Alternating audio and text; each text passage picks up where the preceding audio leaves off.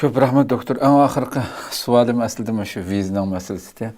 Onu ahırda bir cevap berip hem de bu Türkiye'nin bir saq qalğan belki bir Xitay az uçuraydigan yani bir sistemi bu iştinin qurtidek aytygün bu güzel havanımı buzamı dep Amerikamılcan jurnalist Amerikamılcan bu viz geçirim qilishmayak jimjit qorşawma degan bir maqala e'lon qildi.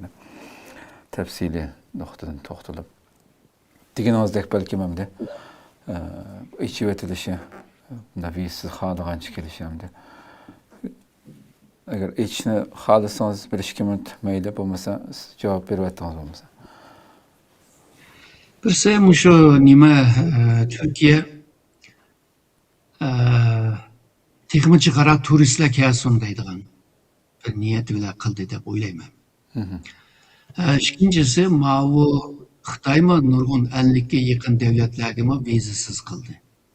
Ama o tizimlikte Türkiye yok. Türkiye yok. Belki Türkiye mi onunla kiriş, o tizimlikle kirişini halaydı dep oylayman.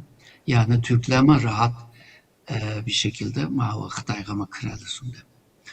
Üçüncüsü bolsa majil Xitay bilen Türkiye arasında diplomasi münasebetinin kuruluşuna 55. yılı. Bu yılını kutlaş için bazı hareketlerini kılış lazım yani karşılıklı imkanlarını biriş lazım. Tege majilga kirmey turupla Xitay'nın ki Ankara Büyükelçisi Türkiye'nin gizligi maqallarını yazıp oldu. Yani 2026 iki devletinin en terakki kıldıgan, en jukur seviyege kilerleydigan manda yaxşı, anda yaxşı devirine yaşaydı deydi. Hem de bir yerde bir meseleme var.